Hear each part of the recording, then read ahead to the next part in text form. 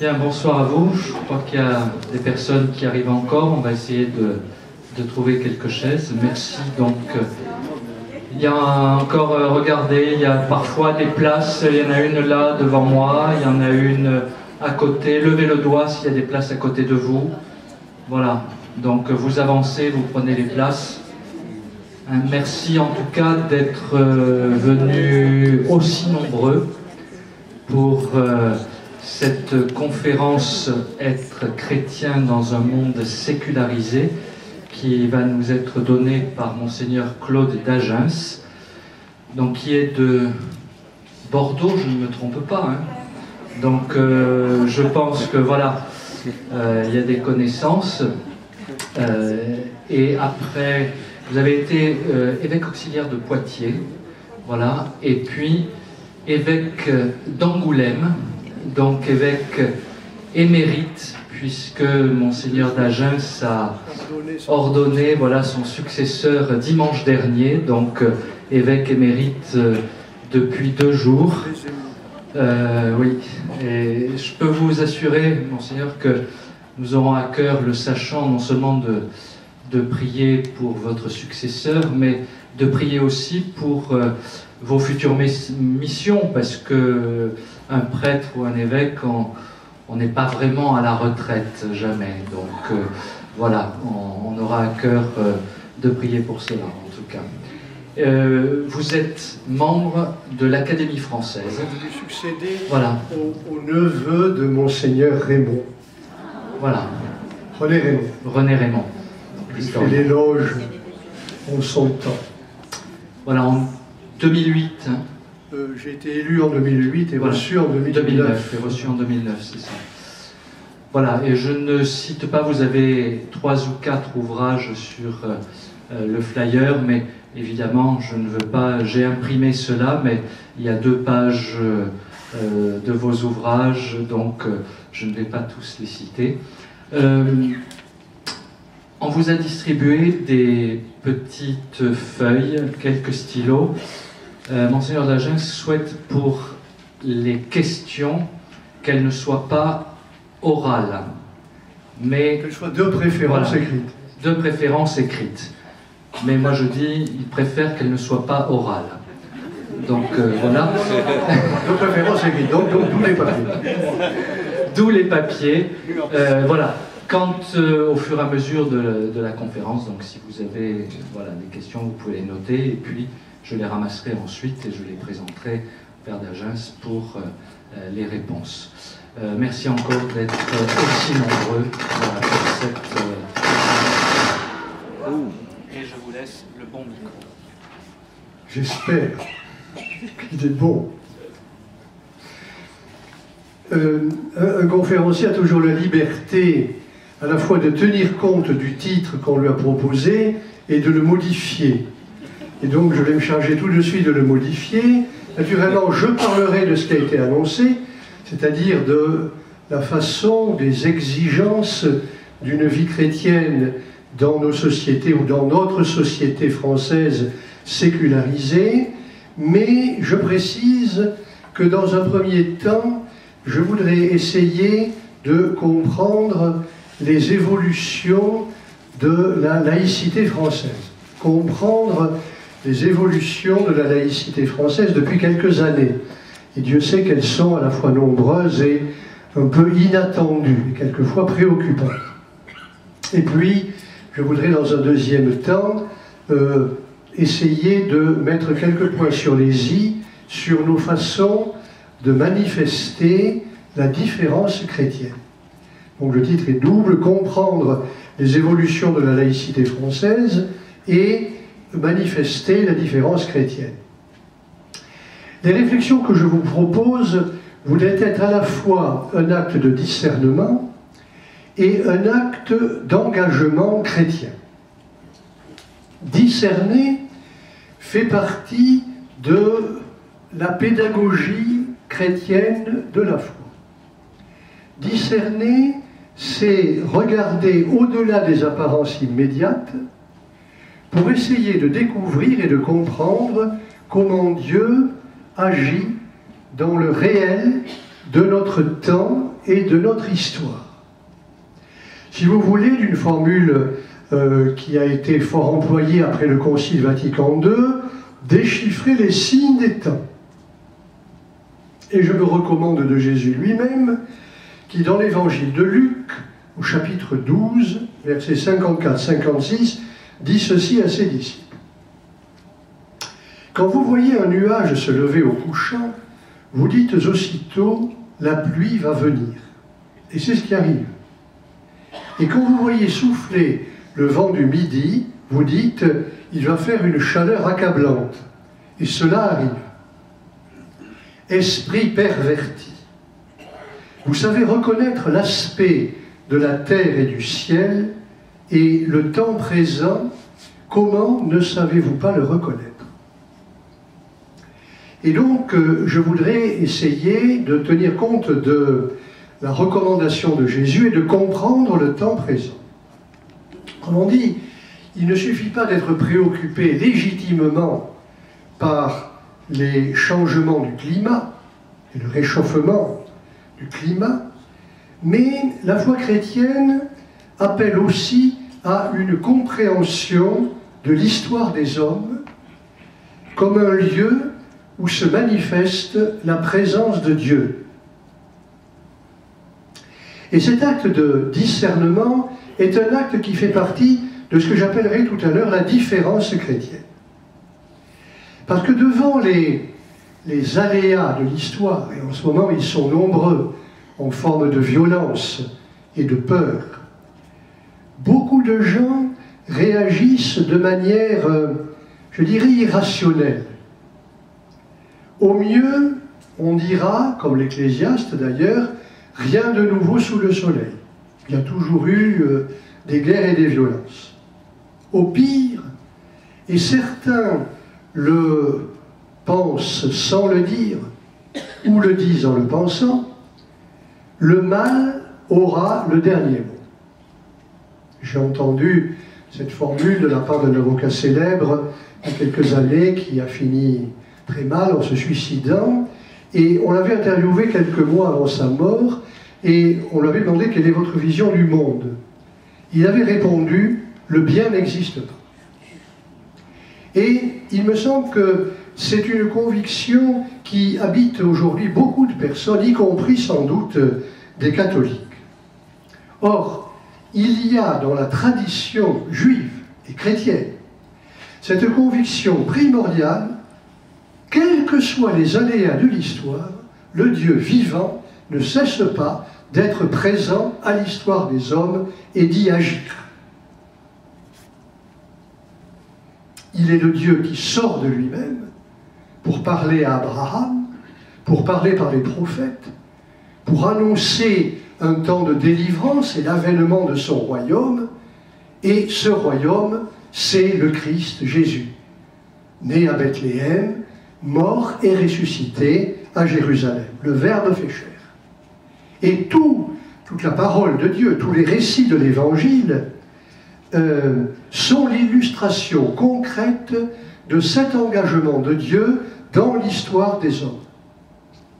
Tout l'Évangile n'est que le déploiement de cette relation intime à laquelle nous sommes appelés à participer entre le Fils du Dieu vivant et son Esprit et notre humanité commune. Je dis bien notre humanité commune. Je vous recommande mon dernier livre, qui est passé inaperçu, qui est écrit avec deux autres auteurs, mon ami le philosophe Guy Coq et mon ami le philosophe Emmanuel Falk, et qui s'appelle tout simplement « Dieu et Dieu ». Quête de l'humanité commune. Car je continue à croire avec d'autres que Dieu est, comment dire, celui vers lequel notre humanité commune est en quête, même si elle ne le veut pas, même si elle ne le dit pas. Autrement dit, dans les temps que nous vivons, qui sont des temps extrêmement incertains et troublés, nous sommes appelés, et le pape François formule avec insistance et précision cet appel, nous sommes appelés à être chrétiens, à croire au Dieu vivant, sur le terrain de notre humanité commune. Vous savez, la fameuse comparaison qu'a employée le pape dans son premier grand texte, Evangelii Gaudium, il dit l'Église est comme un hôpital de campagne. Autrement dit, elle est faite pour soigner les blessés et réchauffer les cœurs. Il ajoute aussi, et marcher dans la nuit comme Jésus avec les disciples d'Emmaüs. Disons-le autrement, il s'agit pour l'Église du Christ que nous formons de ne pas se tenir à l'écart et encore moins à l'extérieur de notre humanité commune, pour l'observer, quelquefois avec intérêt, quelquefois avec mépris. Il s'agit pour nous, il s'agit pour l'Église d'être présente à cette humanité commune, non pas pour y exercer son pouvoir politique ou social, mais avant tout pour y inscrire, le terme a une généalogie qui remonte à Peggy, pour y inscrire la joie et la force de l'Évangile. Evangelii Gaudium et impetum, force. Avant d'évoquer cette inscription de l'Évangile dans notre humanité, je voudrais mettre en relief les changements qui caractérisent notre histoire depuis un certain nombre d'années, et spécialement les évolutions nombreuses, imprévues et préoccupantes de la laïcité française. Ce qui marque le problème, c'est le rapport de nos sociétés avec les religions. Or, ce qui marque nos sociétés dites modernes dans leur rapport avec les religions, c'est le phénomène de ce qu'on appelle la sécularisation, que l'on doit d'abord constater avant d'en évaluer les conséquences, qui pour certains sont totalement négatives et qui pour d'autres, dont je suis, ne sont pas totalement négatives. Comme le dit et le pense un philosophe auquel je suis heureux de me référer, Marcel Gauchet, nous sommes dans une société qui est incontestablement sortie de la religion. C'est-à-dire où les normes de la religion ne sont plus les normes de la société. Mais cela ne veut pas dire que les religions auraient disparu, que la tradition catholique aurait disparu. Le neveu de votre ancien évêque, René Raymond, disait, au moment du fameux rapport Chirac en 2004, il disait doucement, il osait à peine le dire à ce moment-là, toutes les religions ne sont pas interchangeables. Et voyez ce que ça veut dire pour la situation actuelle par rapport à l'islam.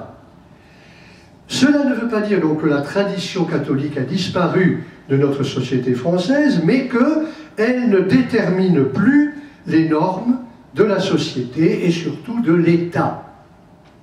Pour le dire d'une façon brutale, ce sont les lois de l'État laïque, de la République laïque, qui s'imposent pour la vie commune, et non pas les lois ou la loi de Dieu. L'ordre politique et l'ordre religieux sont constitutivement et constitutionnellement séparés. C'est l'objet de la fameuse loi dite de séparation de 1905, qui a fait de cette séparation le cadre institutionnel dans lequel les croyants de toute obédience, et en 1905 il s'agissait d'abord des croyants de l'Église catholique, sont appelés à vivre et à pratiquer leurs croyances et leur culte. En n'oubliant pas, et là je cite quelqu'un que j'ai bien connu, l'historien Émile Poula, spécialiste du catholicisme moderne et spécialement du catholicisme intransigeant, de l'intégrisme notamment aussi, Émile Poula disait, n'oubliez pas, la loi de 1905 reconnaît que les religions sont une réalité sociale, et pas privée, sociale. Les cultes sont une réalité sociale, et notamment le culte catholique. Il est présent sur la place publique. Nos églises ne sont pas fermées. Mais, si je me réfère à ce moment fondateur de 1905, c'est pour y ajouter aussitôt une remarque d'ordre historique que je vais développer. Notre relation en France à cette loi fondatrice est devenue, depuis un certain nombre d'années, ou depuis le début d'une certaine manière, mais surtout depuis une dizaine d'années, une relation très complexe. Pour juger de l'application de cette loi et de sa compréhension, je distinguerai 3 périodes. Première période qui va de la loi elle-même, 1905, à, je dirais, le début de la 4e République, après Vichy, 1945. L'Église catholique a commencé par refuser cette loi, fortement encouragée par le pape Pie X.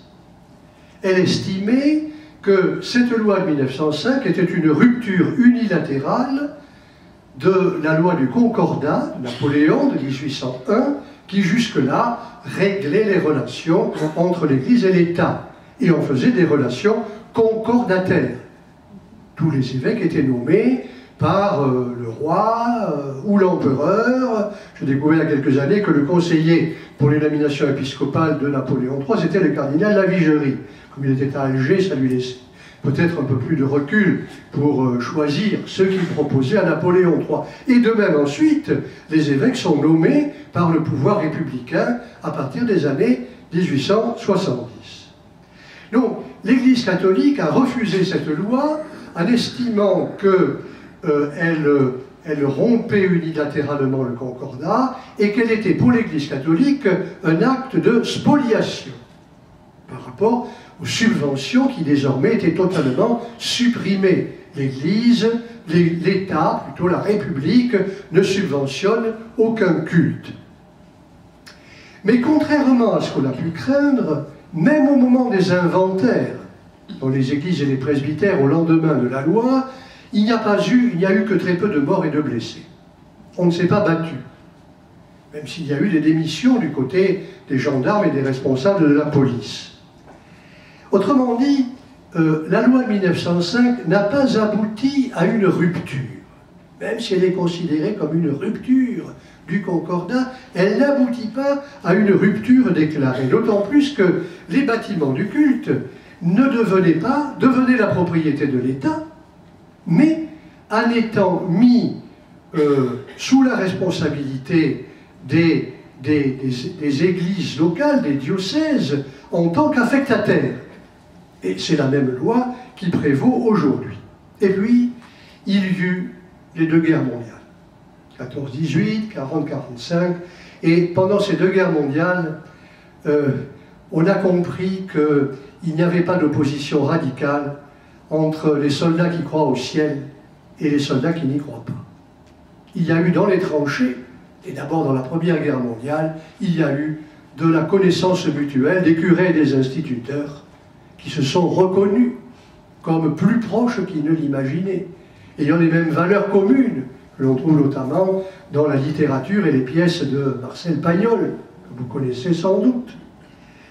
Autrement dit, les relations réelles de fraternité entre personnes ont prévalu sur les éléments de rupture. Voilà pour la première période, même si l'Église catholique, d'abord, a du mal à reconnaître la République, que la majorité des catholiques demeurent des monarchistes proclamés ou cachés, mais va venir, après 1945, j'abrège, une autre période dans laquelle non seulement les catholiques cessent d'être pour la plupart monarchistes, deviennent républicains, quel travail pour eux, et reconnaissent la République et même s'y engagent avec le nouveau parti dit démocrate chrétien, le MRP, le mouvement républicain populaire, puis dans d'autres partis politiques également. Autrement dit, les catholiques et à travers eux l'Église catholique tout entière a accepté la République laïque et a choisi d'y être présent. Et d'y être présent, non pas pour la combattre de l'intérieur, mais pour y avoir leur place de catholique. Évidemment, il y avait un point difficile, et qu'il est demeuré pendant toutes les premières années de la 4e République, c'était l'enseignement catholique, où on naviguait sur des eaux extrêmement agitées de tous les côtés, avec des recherches d'arrangement qui ne reproduiraient pas ce qu'avait fait le régime de Vichy. Mais, 1958, le retour du général de Gaulle, et un an plus tard, c'était le dernier jour de l'année, le 31 décembre 1959, la fameuse loi Debré, qui règle la situation de l'enseignement catholique en France par cette loi qui instaure des relations d'association entre l'enseignement dit catholique, enfin l'enseignement catholique, et la République laïque, et l'éducation nationale. Autrement dit, il n'y a plus, comment dire, mise à l'écart de l'enseignement catholique qui est reconnu par la loi dans des conditions précises avec le régime de l'association simple qui disparaîtra peu à peu dans la pratique et de l'association à part entière entre les établissements de l'enseignement catholique et l'éducation nationale. Je n'oublie pas que plus de 30 ans plus tard, en 1984, sous la présidence de François Mitterrand, il fut question d'une intégration de l'enseignement catholique à l'éducation nationale. Drame, refus total, grande manifestation à Paris de près d'1 million de personnes le 24 ou 27 juin 1984, vous y étiez peut-être, et finalement, comment dire, et François Mitterrand, avec son habileté bien connue, calme le jeu, qui était déjà préparé des mois avant, en rencontrant clandestinement François Mitterrand chez sa sœur Madame de la Chenal, tout cela est bien connu maintenant, et donc la loi Debré est maintenue, elle est considérée comme un élément d'équilibre, et on garde l'association de l'enseignement catholique à l'éducation nationale. Cette période d'apaisement progressif culmine en 2005. On fête à ce moment-là le premier centenaire de la loi de 1905, et cette commémoration de la loi de 1905, souvenez-vous, 2005, c'est pas si ancien, s'est déroulée dans un climat d'extrême apaisement. Le gouvernement avait compris qu'il ne fallait pas modifier la loi de 1905, comme un certain nombre d'experts le recommandaient, et d'autre part, l'Église catholique reconnaissait enfin que cette loi de 1905, je sais ce que j'ai écrit moi-même, après l'avoir longuement ruminé dans la lettre aux catholiques de France qui paraît en 1996, je sais très bien avoir écrit ceci, je le sais encore par cœur et par le cœur, un siècle après, j'écrivais en 1995, pour la lettre aux catholiques de France de 1996, un siècle après son application, la fameuse loi de 1905 peut être considérée aujourd'hui par les catholiques et par l'Église comme un cadre institutionnel dans lequel il est possible à toutes les religions, et spécialement à l'Église catholique, parce que toutes les religions ne sont pas interchangeables, de manifester ses croyances et d'exprimer sa liberté à l'intérieur de la République laïque. Et j'ajoutais un peu plus loin, et je me permets de citer ces phrases parce que je les avais longuement ruminées et je pense qu'elles sont toujours valables et quelquefois peut-être à frais nouveaux. Je vais le dire pourquoi dans quelques instants. Nous tenons à être reconnus, nous catholiques en France, j'avais écrit, nous tenons à être reconnus non seulement comme des héritiers solidaires d'une histoire nationale et religieuse, mais aussi comme des citoyens qui prennent part à la vie actuelle de la société française, qui en respectent la laïcité constitutive, ceci m'a été reproché, et l'est encore probablement, qui en respectent la laïcité constitutive et qui désirent y manifester la vitalité de leur foi. Non seulement des héritiers, liés au passé, à la tradition catholique, mais des citoyens actuels qui tiennent leur place dans la société française, qui en respectent la laïcité constitutive et qui désirent y manifester la vitalité de leur foi. C'était dit. Je pense que c'est toujours vrai. Mais, j'ajoute une dernière remarque dont j'ai fait l'expérience. J'ai été évêque en 1987, calculez vous-même, donc j'ai été évêque pendant près d'une trentaine d'années, et je peux dire, aussi bien quand j'ai été auxiliaire à Poitiers que dans le département de Charente, que j'ai vérifié que dans le cadre de la séparation, il y a des relations généralement très réelles et souvent très cordiales entre les élus locaux et les représentants de l'Église, évêques, éventuellement diacres, prêtres et laïcs. Et en Charente, plus de 400 églises romanes, il n'y a quasiment jamais eu de problème pour l'entretien et la restauration de ces églises romanes avec la municipalité. Les municipalités qui comprennent très bien que ces églises ne sont pas n'importe quelle maison ou n'importe quel bâtiment, mais qu'elles sont, je le dis à ma manière, avec mon langage de croyant, des maisons de Dieu ouvertes à tous et plantées sur notre terre, et de manière aussi durable que possible.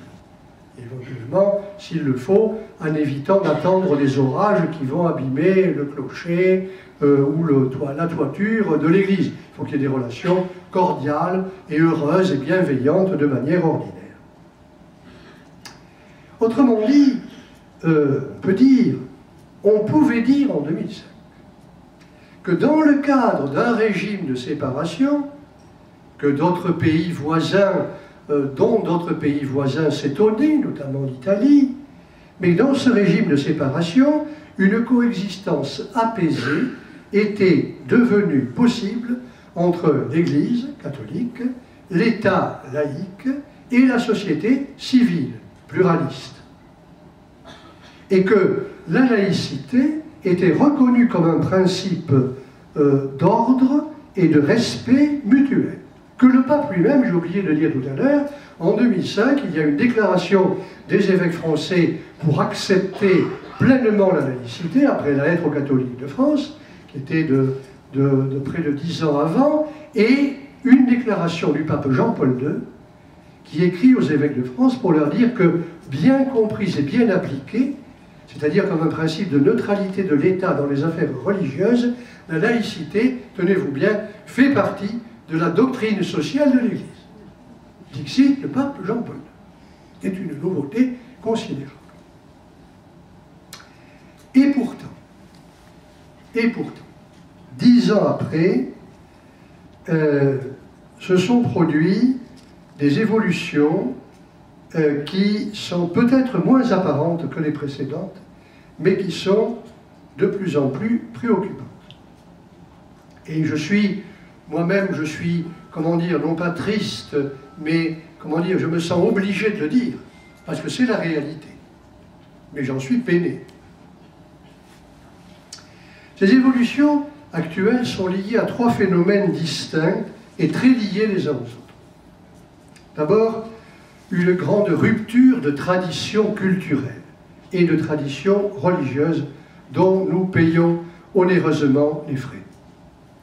Deuxièmement, la présence parmi nous d'une religion nouvelle, qui est la religion musulmane, avec les problèmes nouveaux qu'elle se pose à elle-même et qu'elle pose aux autres, et à la laïcité française.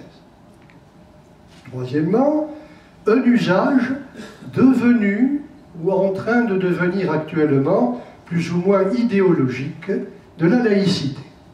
Je vais m'expliquer à ce sujet, je tiens à être réaliste. Une grande rupture de tradition s'est produite dans les années 70, grosso modo entre 65 et 75. Vous voyez bien que 68 est compris dans cet écart chronologique. À ce moment-là, comment dire, ont été mises en place de nouvelles pratiques éducatives qui tendent à relativiser le contenu des savoirs à transmettre. On donne la priorité aux méthodes de la transmission pédagogique. Tous les enseignants qui sont là le savent très bien. Et cela vaut également pour l'éducation religieuse. On doit reconnaître l'aspect positif de cette évolution, qui donne la priorité à la pédagogie sur le contenu. L'aspect positif, c'est le fait de ne pas traiter les enfants et les jeunes comme des objets de l'acte de transmission, mais comme des sujets dont on cherche à éveiller et à développer les capacités personnelles. L'éducation devant pas être un système rigide, mais un ensemble vivant que l'on ajuste à chacun. Ce que fait d'ailleurs l'enseignement catholique.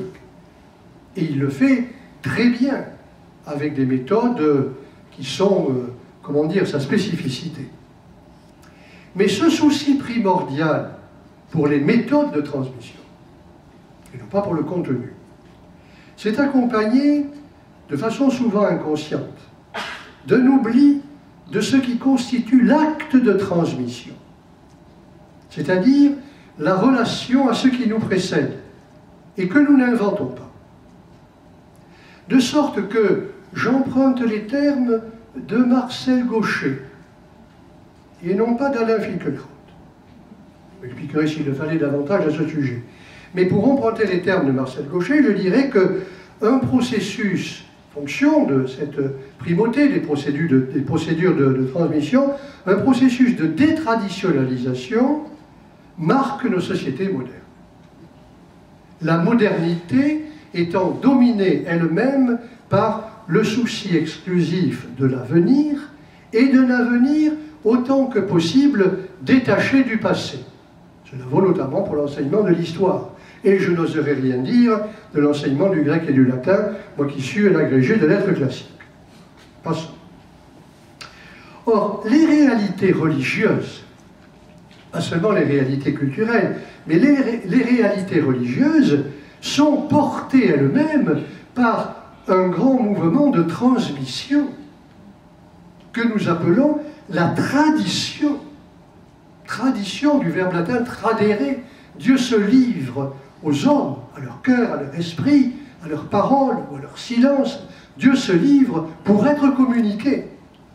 Autrement dit, les réalités religieuses, comment dire, faisant partie de ce processus de la tradition, sont frappées elles-mêmes par le processus de détraditionnalisation. La tradition, vous savez, c'est un mot qui fait peur. Certains abominent ce terme comme étant le synonyme d'un retour au passé. D'autres s'y accrochent comme une bouée de sauvetage. La tradition, c'est ce qui garantit la vérité. Or, ce n'est ni l'un ni l'autre. La tradition fait partie de la foi catholique pour une raison majeure, c'est que, comme l'avait dit le père de Lubac en titrant la grande constitution conciliaire sur la parole de Dieu, Dei Verbum, Dieu se dit dans l'histoire. Dieu se dit dans l'histoire. Le Dieu auquel nous croyons n'est pas un Dieu qui nous surplomberait d'en haut et de l'extérieur, mais c'est un Dieu qui vient s'ouvrir à nous et se lier à nous. Autrement dit, la révélation juive et chrétienne passe par un processus de transmission historique, par un enseignement, par une initiation qui est en même temps une entrée dans le mystère de Dieu, la liturgie, et une participation au mystère de Dieu, les sacrements. Il est vrai qu'à partir des années 70, l'éducation a favorisé les processus de distance et parfois même de rupture par rapport aux traditions. Et comme je viens de vous le dire, ce processus de détraditionnalisation a atteint l'initiation à la foi chrétienne. Que les catéchistes qui sont parmi vous puissent le dire, comme elles le savent. Second phénomène marquant de notre époque, et de plus en plus, me semble-t-il, c'est l'émergence, et je vais essayer d'être aussi objectif et serein qu'il est possible. Mais il est possible aussi de n'être ni objectif ni serein. Concernant l'émergence en France de la religion musulmane. Elle était jusque-là présente, mais elle était très peu connue et très peu manifestée. Quand on évoque la religion musulmane, il faut être honnête. Il faut souligner qu'elle n'est pas pratiquée par les 4 à 5 millions de personnes qui se réclament d'elle. Alors je sais que sur les chiffres on discute. J'ai entendu l'autre jour une personne, responsable politique, je ne nommerai pas, dire qu'il y avait 32 millions de musulmans ensemble, en France. C'est absolument, mais c'est une, comment dire, c'est dire cela publiquement, c'est inadmissible, 4 à 5 millions. Mais pour les musulmans, c'est un peu comme pour les catholiques. Il y a des degrés très divers d'appartenance et de pratique. Des degrés très divers d'appartenance et de pratique. Tous les musulmans ne pratiquent pas. Tous les musulmans ne sont pas croyants, même s'ils disent de tradition musulmane. Et il y a aussi, vous le savez sans doute, à Nice comme ailleurs, et même à Angoulême, une grande diversité dans les origines nationales des hommes et des femmes qui se disent musulmans. Il y a des Algériens, il y a des Marocains, il y a des Tunisiens, il y a des Turcs, avec des autorités différentes pour chacune de ces appartenances. Et cela est une très grande difficulté pour les responsables de l'État. Je le sais directement. Mais cette émergence de l'islam se présente aujourd'hui avec plusieurs caractères qui la rendent problématique pour les musulmans eux-mêmes. Alors que depuis des siècles, c'était la tradition chrétienne, spécialement la tradition catholique, qui était la plus présente et la plus connue en France. Et la principale référence de la loi de séparation et des lois de laïcité. C'était la tradition catholique. Comme disait René Raymond, toutes les religions ne sont pas interchangeables.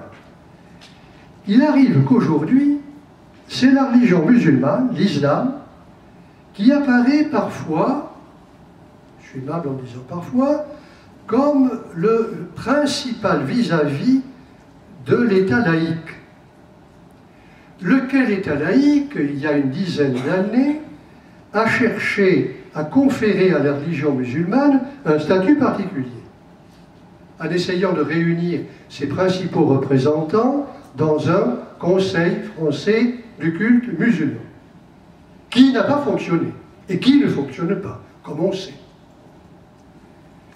Le cardinal Lustiger avait dit à ce moment-là, c'est bien connu, au ministre de l'Intérieur qui avait essayé cette opération, M. Sarkozy, pour ne pas le nommer, enfin pour le nommer, le cardinal Lustiger lui avait dit Monsieur le ministre de l'Intérieur, Monsieur le ministre, vous faites comme Napoléon avec les Juifs. C'est-à-dire que vous constituez les autorités du judaïsme en France. Mais c'était sous le Concordat. Alors que la constitution du Conseil français du culte musulman a été faite sous une république laïque. Ce souci assumé par l'État d'organiser la religion musulmane est-il conforme à la laïcité française? Entre nous, poser la question, c'est y répondre. L'autre phénomène préoccupant est que la religion musulmane, et je vais le dire d'une manière tout à fait objective, la religion musulmane fait d'autant plus parler d'elle qu'elle est très peu connue. Je dis volontiers, mais d'autres parmi vous peuvent le dire, je connais des musulmans qui sont des amis. Je connais très peu l'islam. Je connais des musulmans, je connais peu l'islam. Cette religion, donc, elle est très peu connue, et souvent, on l'interprète ou on la juge de l'extérieur, à partir des événements politiques, et très souvent guerriers, du Moyen-Orient. Je n'insiste pas. Avec la tendance bien connue à soupçonner tous les musulmans d'être des terroristes en puissance. Le plus grave alors, à moyen terme, c'est que l'on applique des critères politiques. Il y a des événements particuliers, et peut-être temporaires. On applique des critères politiques à des réalités religieuses. On traite politiquement des réalités religieuses, politiquement ou socialement, des réalités religieuses. Et que, je vais le dire très gentiment, je l'ai écrit, nous manquons d'expérience pour traiter religieusement la religion musulmane. Comme il est probable que les services secrets qui agissent du côté de l'Iran, de l'Irak et de la Syrie sont peut-être peu experts pour traiter les réalités religieuses. Ils les traitent politiquement et guerrièrement. Même si, et je le sais très bien, les éléments politiques et les éléments religieux sont extrêmement mêlés à l'intérieur de la tradition musulmane. Je ne suis pas naïf. Mais cette émergence si visible de la religion musulmane, avec les questions nouvelles qu'elle se pose et qu'elle nous pose, fait apparaître un phénomène très paradoxal, actuel, depuis un peu plus d'un an, depuis les tueries de janvier 2015. On dit que la sécularisation marginalise les réalités religieuses. Oui, mais les réalités religieuses sont aujourd'hui extrêmement présentes sur la place publique. Vous ne me direz pas le contraire. Et même, et c'était particulièrement vrai en janvier 2015, et même sont particulièrement présentes sur la place publique la religion musulmane et la religion juive, qui toutes les deux ont peur, l'une de l'autre. Les responsables juifs et musulmans d'Angoulême sont ou étaient parmi mes meilleurs amis. J'ai célébré l'autre jour une messe, et pas les attentats de Paris, je les avais invités. J'ai célébré une messe intégralement catholique. J'avais invité le responsable juif et le responsable musulman à être dans le chœur et à prendre la parole, comme je l'avais fait en janvier 2015. Mais ces religions sont sur la place publique. Et l'on peut se demander quelquefois, et que devient le catholicisme? Je n'en dis pas plus, mais pas moins. Autrement dit, les catégories de la laïcité française sont aujourd'hui terriblement bousculées. Je ne sais pas ce que devient la distinction entre le privé et le public. Je pourrais donner des exemples. Cette distinction est devenue intenable, même si elle était invoquée par les durs de durs de la laïcité laïcale, je sais bien. Il faut s'interroger à frais nouveaux sur la manière pour les religions d'être présentes à notre société. Je ne dis pas qu'il faut changer la loi de 1905, mais reconnaître les réalités sociales et politiques. Et cela vaut évidemment pour le catholicisme et pour l'Église catholique. Troisième et dernier phénomène de ces temps actuels, très lié au précédent. Face à toutes ces métamorphoses politiques et culturelles, quel usage doit-on faire du principe de laïcité? Car on voit bien que des tendances diverses existent à ce sujet. D'abord, il faut reconnaître, pour être honnête, que la prophétie des sociologues des années 70, notamment Daniel Hervieux-Léger et bien d'autres, qui nous annonçaient l'effacement inévitable de toutes les religions dans la société française, ces prophéties des sociologues des années 70 ne se sont pas vérifiées. La preuve, c'est que les religions sont présentes, et quelquefois terriblement présentes, sur la place publique. Et elles demeurent présentes dans le conscient et l'inconscient de notre société. Et croyez-moi, j'ai l'occasion d'en parler avec les prêtres avec qui j'ai déjeuné à midi à l'Académie française, croyez-moi qu'il y a deux inconscients communs très présents chez tous les membres de l'Académie, l'inconscient catholique et l'inconscient juif. Très présents. Et je dirais pour le meilleur, c'est-à-dire avec respect. Mais la tentation est facile. Enfin, on peut céder facilement à la tentation d'affirmer aujourd'hui la laïcité comme un principe sauveur, comme un principe supérieur, et quasiment comme une idéologie qui ferait partie de l'identité républicaine et qui devrait s'imposer à toutes les religions sans distinction et sans discussion possible. La laïcité comme idéologie. Et il faut bien reconnaître pourquoi cela se passe ainsi. Parce que le fait de promouvoir la laïcité comme une idéologie est une manière de remplir le vide politique, le vide de la pensée politique.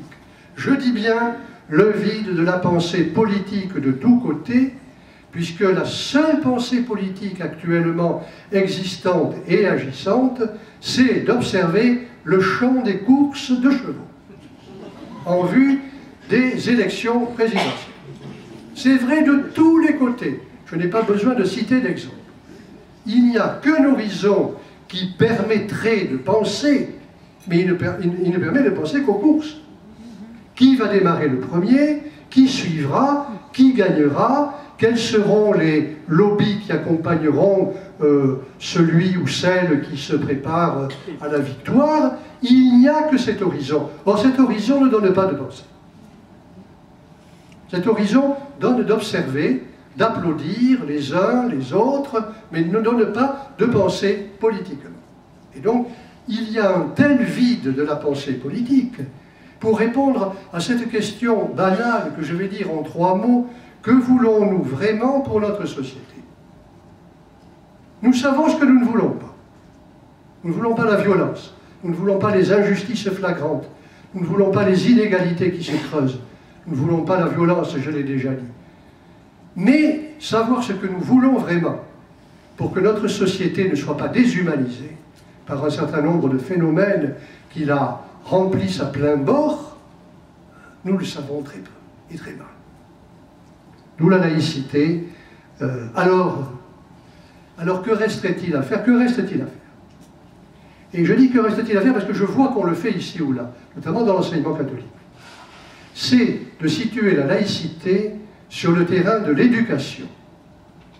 C'est-à-dire, je précise, de donner à des enfants et à des jeunes des raisons de dire. Je dis bien des raisons. Des raisons de dire ce qu'ils croient ou ce qu'ils ne croient pas. Et des raisons de dire pourquoi ils le croient ou ils ne le croient pas.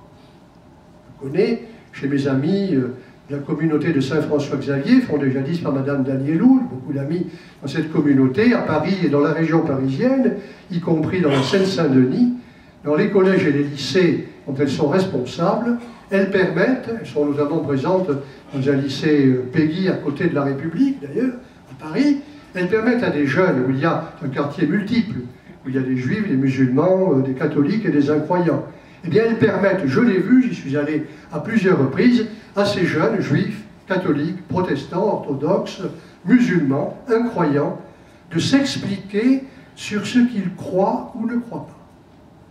Et s'expliquer, ça veut dire donner des raisons. Et ne pas se référer seulement à des formules ou des slogans. Que la laïcité soit rapatriée sur le terrain de l'éducation et trouve des raisons de rendre compte du fait religieux. Je parle évidemment, comme mon vieux camarade Régis Debray, du fait religieux. Mais je dois ajouter 2 choses en évoquant Régis Debray. 1, son rapport publié sous Jacques Lang n'a pas été suivi des faits. Et les IUFM ont fermé, il y avait eu des initiatives de ce côté-là. Et, comment dire, d'autre part, je pense que la formule de fait religieux ne suffit pas. Elle risque de renvoyer au passé. Il nous faut parler des réalités religieuses, des réalités de l'expérience religieuse, des réalités de l'expérience de Dieu ou de la non-foi en Dieu. Il faudrait pouvoir s'en expliquer nous-mêmes. Vous savez, même dans nos communautés catholiques, lorsqu'on se donne la parole, et je l'ai fait quelquefois dans mon diocèse, lorsqu'on se donne la parole pour dire qui est le Dieu auquel vous croyez, auquel tu crois, croyez-moi, il y a des résultats ou des prises de parole superbes, qui peuvent nous surprendre. Je vais terminer, si vous tenez bon encore, par ma dernière partie, mais qui est plus brève, qui s'appelle « Manifester la différence chrétienne dans ce paysage un peu, comment dire, agité ». Ah mais ça je le sais, mais je ne veux pas tout faire, je veux dire, je prenais mon verre et donc je ne pouvais pas avoir froid.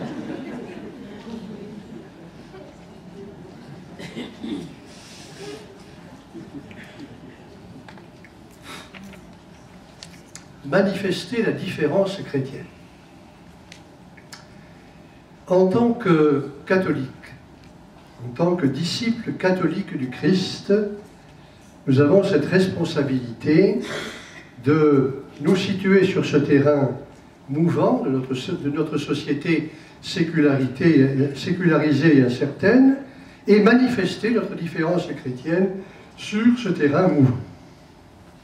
En quoi consiste, pour l'essentiel, la différence chrétienne?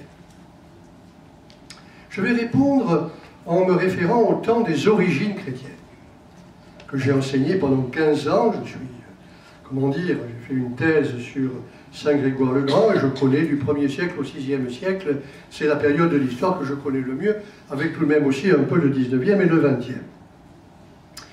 Je parle de cette période parce que c'est la période où le phénomène chrétien, au sens philosophique, phainomènon, ce qui apparaît, c'est le moment où le phénomène chrétien apparaît dans un monde dominé par le paganisme, à la fois du point de vue religieux et du point de vue politique.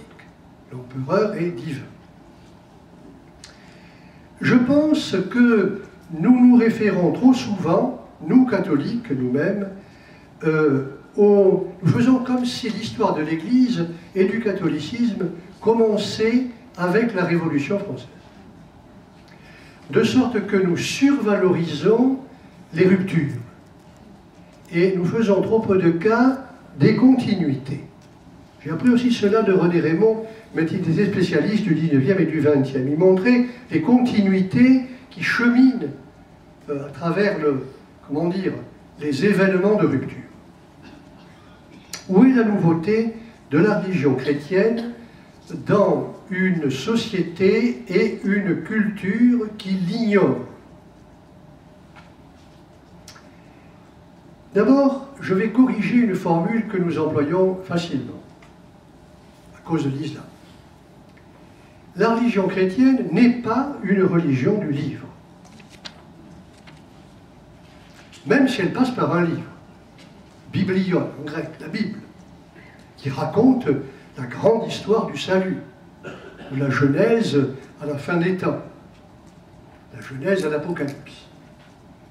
La religion chrétienne n'est pas une religion du livre, elle est d'abord une religion de la parole créatrice. Dieu dit, et il vit que cela était bon. La parole créatrice est de la parole qui est devenue chair de notre chair, Jésus. Jésus. J'entends certains membres de l'Académie française qui, à la différence de Jean d'Ormesson, ne disent pas d'abord Dieu, mais disent d'abord Jésus. Bon, je peux les nommer, je suis tout heureux de le dire, parce que ce sont des amis, Alain Decaux, Michel Serres. Jésus. La religion chrétienne est la religion de la parole, et de la parole faite chair. Le cœur de la religion chrétienne, c'est cet homme nommé Jésus. Cet homme que vous l'avez crucifié, Dieu l'a fait Seigneur et Christ. Et c'est à ce mouvement vers le cœur, vers le centre, à ce recentrement, comme avait dit le grand théologien François Balthazar jadis, retour au centre. C'est vers ce centre que nous sommes appelés avec le pape François, en bonne spiritualité jésuite. Sortir de nous-mêmes, pas pour aller n'importe où, sortir de nous-mêmes pour aller vers lui. Le cœur. Le cœur n'est pas tout, mais le cœur est le cœur. Et comme dit Paul tant de fois dans ses lettres aux chrétiens d'Éphèse, de Philippe, de Colosse, il est l'image du Dieu invisible. Il est le premier-né de toute créature. Il est la tête du corps qui est l'Église. En lui, tout est réconcilié. On pourrait dire il est miséricorde. En sa personne, Éphésiens 5, je crois, en sa personne, ou chapitre, peu importe, en sa personne, il a tué la haine. Et il est notre paix. Et il est notre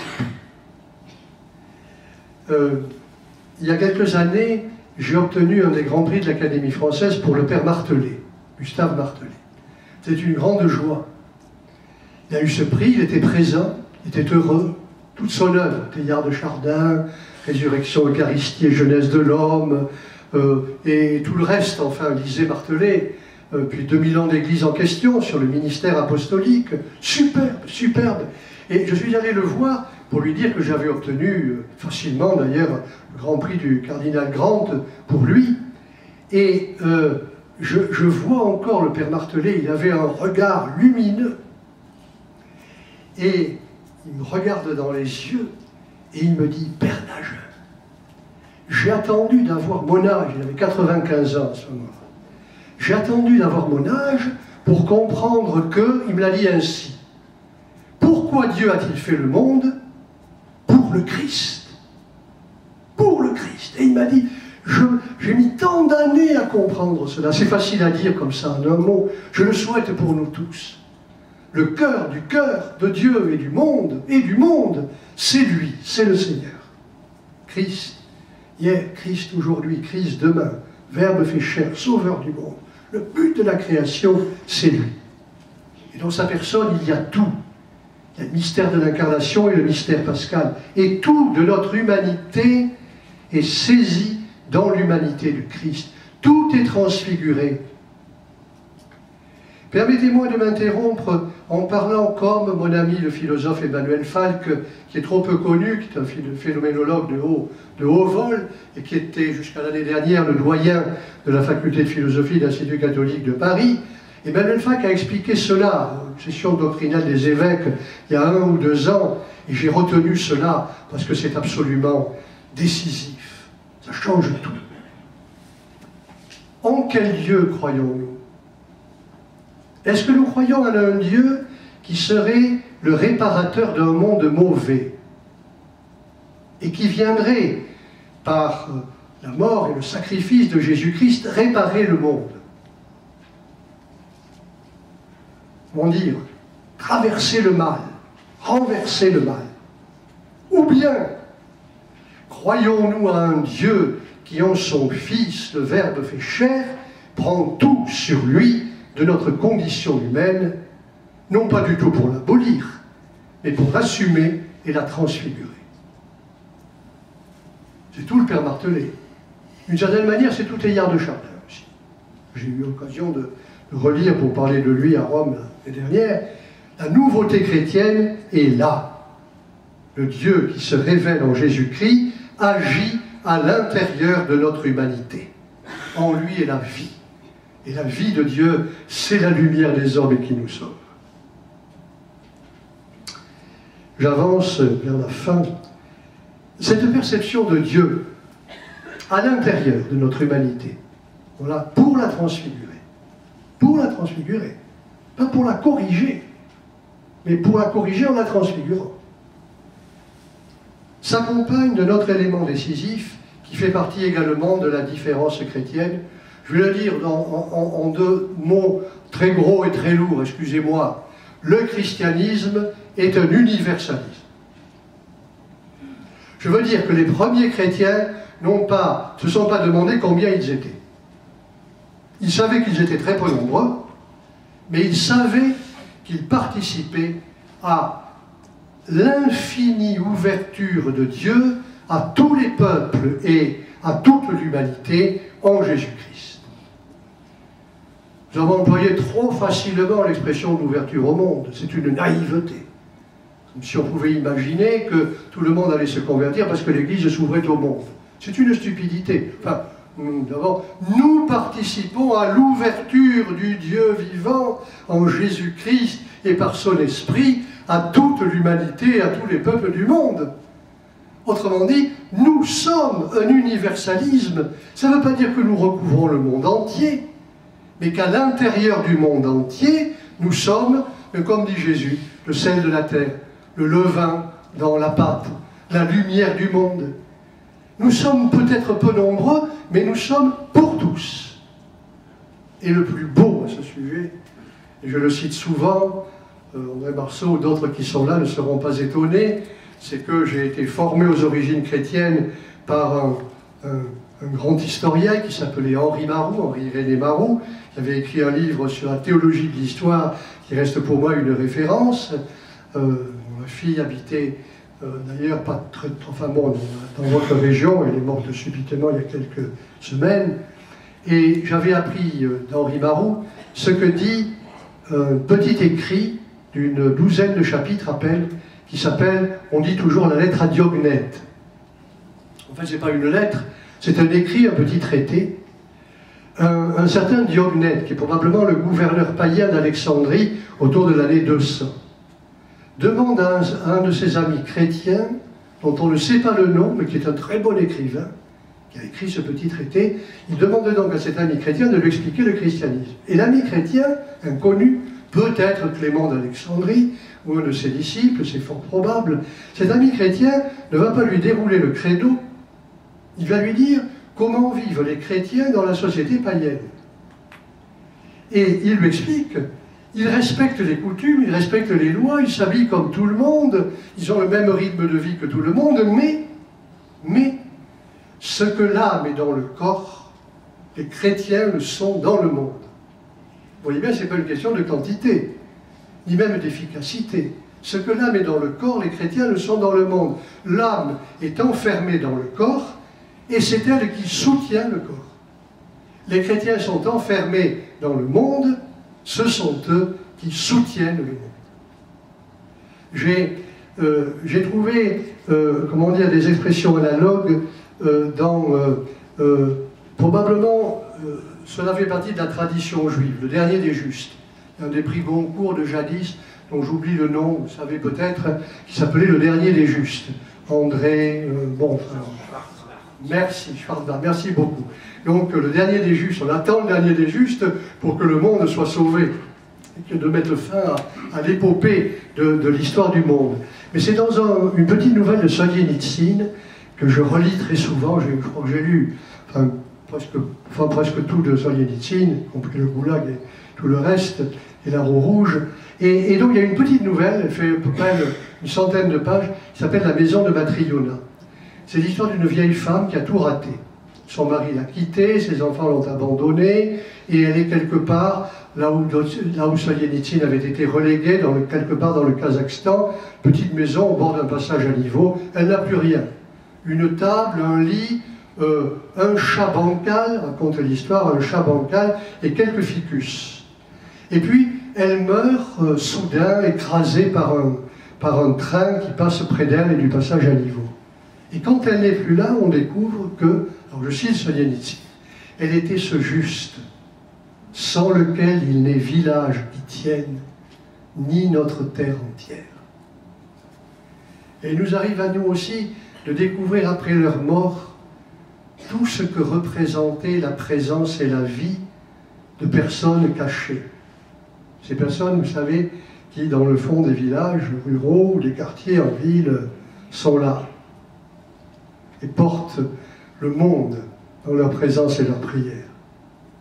Eh bien, c'est la même chose, si vous voulez, par rapport, elle était ce juste, les chrétiens d'Alexandrie se considéraient comme l'âme du monde païen, fort intelligent d'ailleurs, l'université d'Alexandrie, la bibliothèque, le phare et tout ce qu'on découvre depuis encore une vingtaine d'années, ce sont eux qui soutiennent le monde. Voilà la nouveauté chrétienne dans ce qu'elle a de plus paradoxal.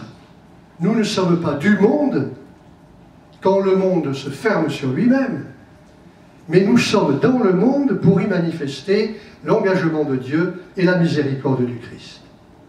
Autrement dit, et je traduis en termes pastoraux, le but de l'Église, Benoît XVI a dit ça bien souvent, mais on l'entendait d'une oreille et ça sortait par l'autre.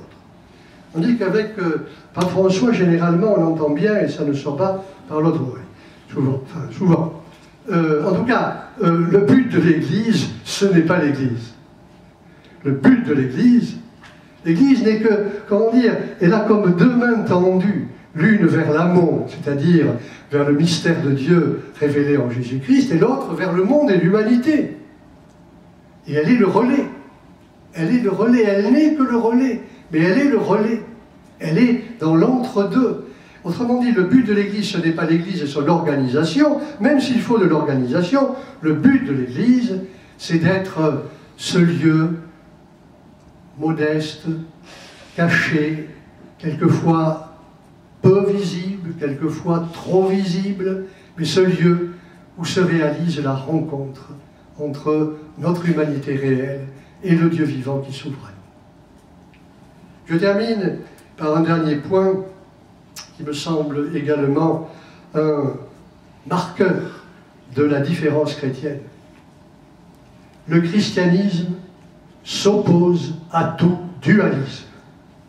C'est-à-dire, je vais droit au but, à ces manières de penser qui comprennent et interprètent le monde, l'histoire du monde et de l'humanité, comme un affrontement insurmontable entre les bons et les méchants et les bons. Et lorsqu'on croit savoir où sont les bons et où sont les méchants, vous devinez bien que, sauf perversion extrême, on se met du côté des bons. Et par conséquent, on dénonce les méchants. Et on entre dans une culture dualiste de la violence et de la haine.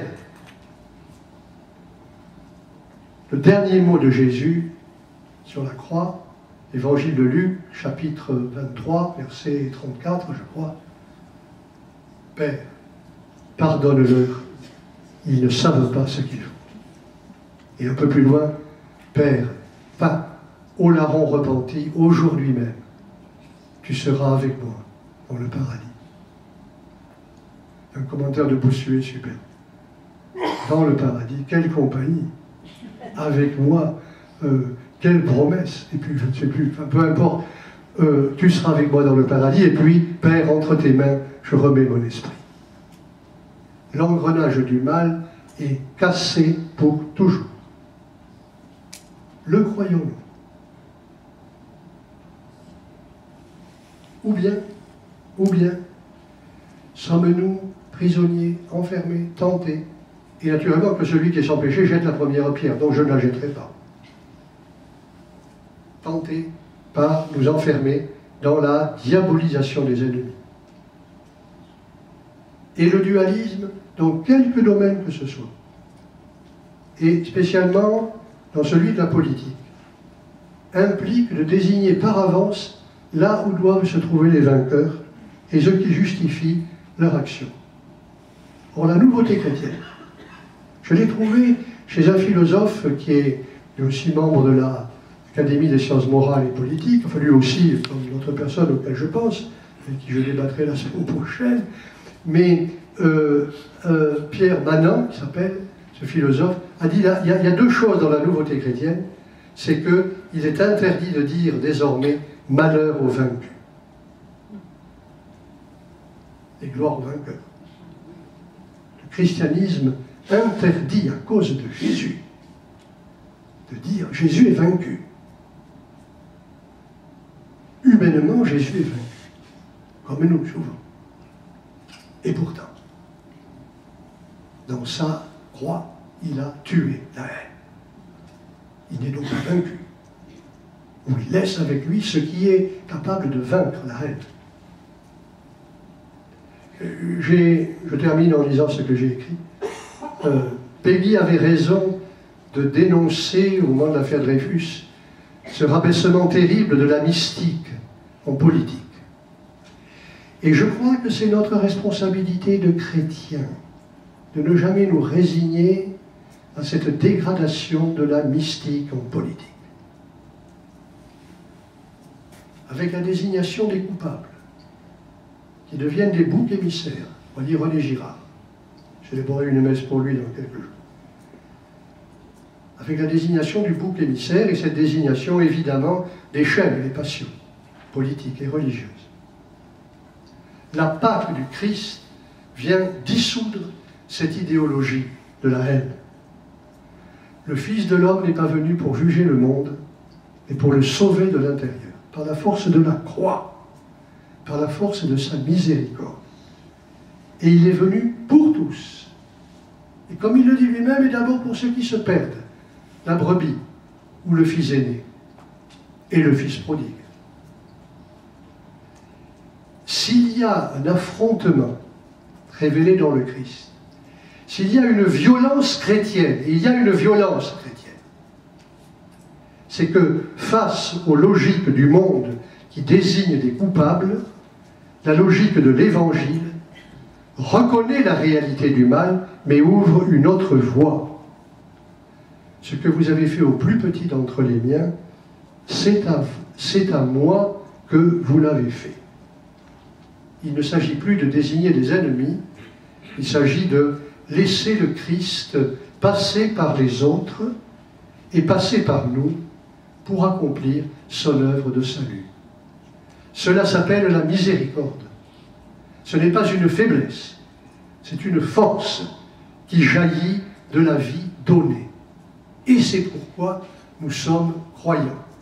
Ainsi soit-il, et merci de votre attention.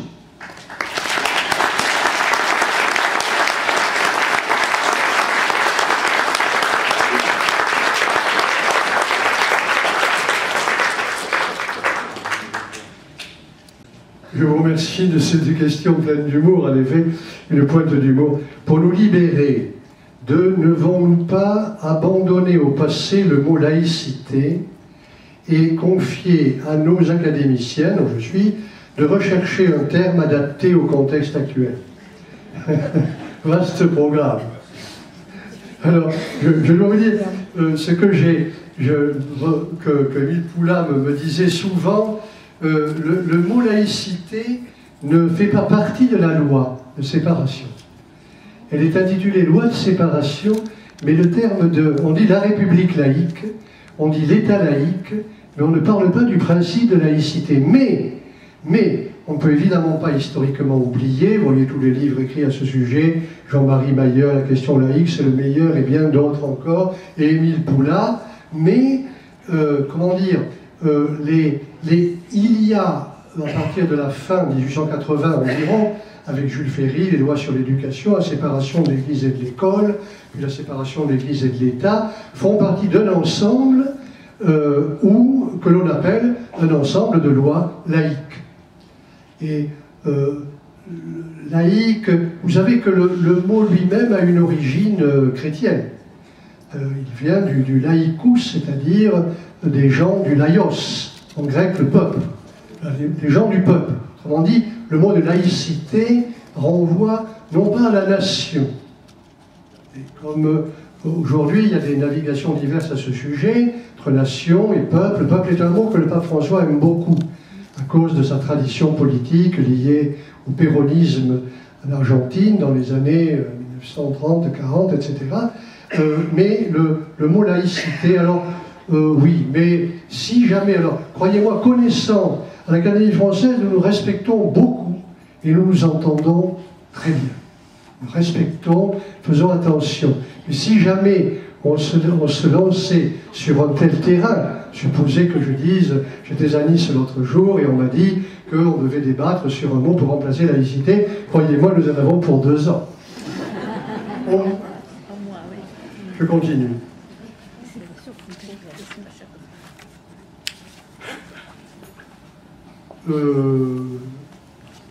C'est signé M. Fumaroli de l'Académie française. Non, en fait c'est l'auteur qui a signé, je pense. Le citoyen catholique met sa loyauté en la République,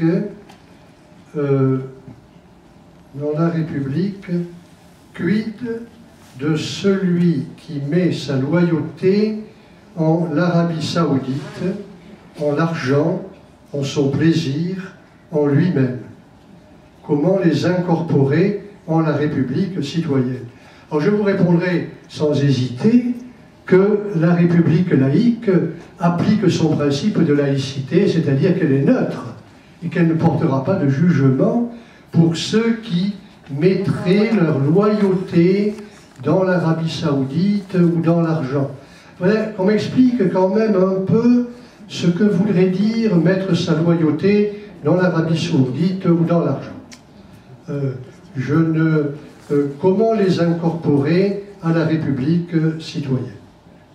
Vous avez très bien compris ce que j'ai dit tout à l'heure, c'est-à-dire, attendez, il ne faut pas qu'on me brouille les questions, là il y en a plusieurs, là c'est des nouvelles, ça. Ça c'est ce que j'ai déjà dit. Oui. Mais je crois que simplement, votre question porte en elle-même sa réponse, c'est qu'il y a une distinction entre l'appartenance à la République française, laïque, et l'appartenance à d'autres entités, parce que vous mêlez en même temps entre l'Arabie Saoudite et le plaisir, il y a quand même quelques nuances ou quelques distinctions à faire. Vous évoquez la responsabilité de l'éducation dans ce processus de détraditionnalisation. Mais vous n'avez pas parlé du rôle de la famille dans la transmission. Quel est votre point de vue à ce sujet? N'y a-t-il pas d'émission de cette préoccupation dans les familles? Comment une famille peut-elle agir? Peut-elle agir? La famille chrétienne, comment une famille peut-elle agir? Famille chrétienne de ce point de vue.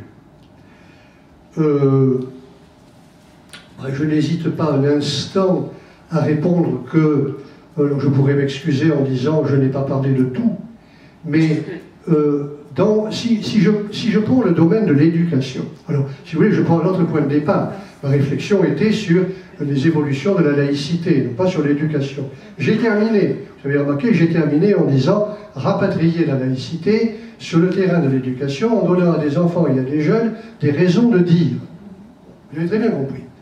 Alors, simplement, du point de vue de l'éducation, il faut être réaliste et reconnaître qu'il y a 3 éléments formateurs et éducatifs.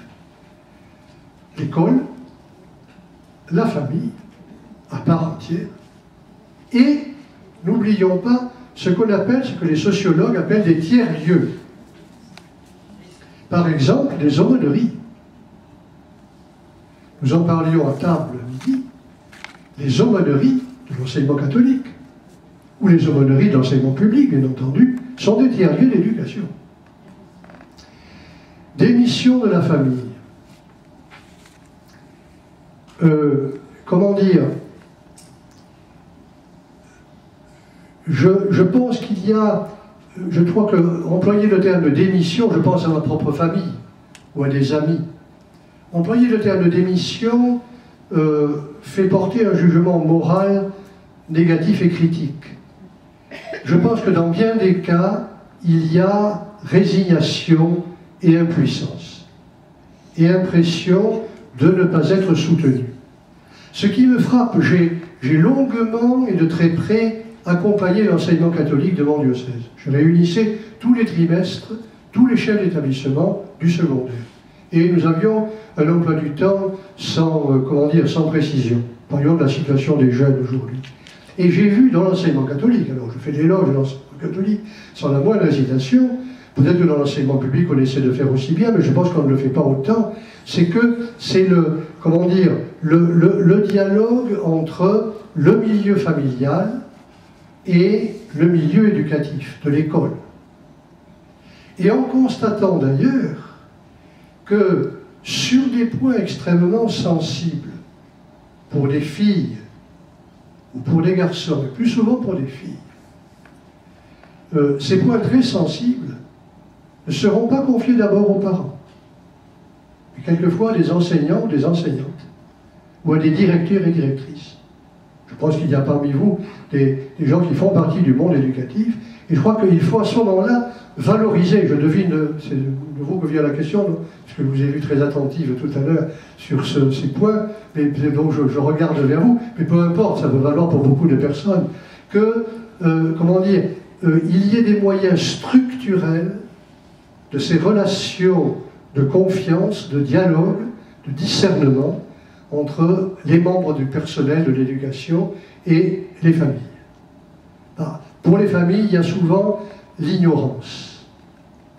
Moi-même, il m'est arrivé, je lis comme tous les évêques avec beaucoup d'attention et souvent de joie les lettres de ceux et de celles à qui je vais donner le sacrement de confirmation. Il m'est arrivé quelquefois, pas très souvent, mais quelquefois, de trouver dans ces lettres des confidences extraordinairement personnelles. Oh, je peux le dire, parce que ça a été public. Une fille que j'ai revue l'autre jour, ainsi que sa maman, dans un canton rural où je célébrais la messe, tout récemment, je donnais le sacrement de confirmation, puis il y avait un autre élément de rassemblement, une fille qui avait été violée par son beau-père. Il y a eu procès, ça a été public. Elle m'a écrit pendant des mois.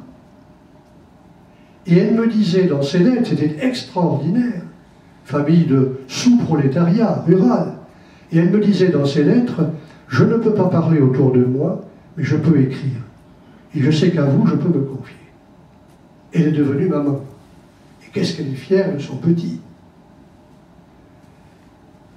Mais je me souviens l'année dernière d'avoir eu un dialogue à Paris, sous l'égide de la conférence Olivain, dans un lieu où il y avait, on dirait, des gens Sciences Po et autres, et des ambassadeurs également, des gens du monde politique également, une conférence sur la laïcité avec Jean-Louis Bianco. J'avais pu choisir mon interlocuteur et j'avais effectivement, sur un éventail de plusieurs personnes, choisi Jean-Louis Bianco. Et je me souviens, Jean-Louis Bianco a parlé le premier, il a commencé son intervention, il a paru extrêmement réaliste, mais un peu irénique par rapport à l'islam, je dois le dire ici, mais d'autres, bon, mais tout à fait respectueux des réalités. Mais Jean-Louis Bianco a commencé son intervention en disant « Nous vivons dans une société de défiance ». Et donc je répondrai à la question en disant « Ne faisons rien pour aggraver les défiances ou les peurs. » Mais au milieu, je ne suis pas naïf, au milieu des éléments de défiance et des peurs, faisons tout ce qui est en notre pouvoir pour rétablir des relations de confiance, où l'on se parle, où l'on se parle. Je dis l'expérience que j'ai eue comme évêque, enfin, je le dis au passé maintenant, mais cette expérience de trouver dans des lettres des paroles extrêmement personnelles à la limite des confidences. Et quand il s'agissait d'un avortement très difficile et très douloureux comme tout avortement, à qui peut-on parler? Surtout si à ce moment-là, les parents qui par ailleurs ont publiquement des positions très strictes interrompent leur relation avec leur fille. Je l'ai vu.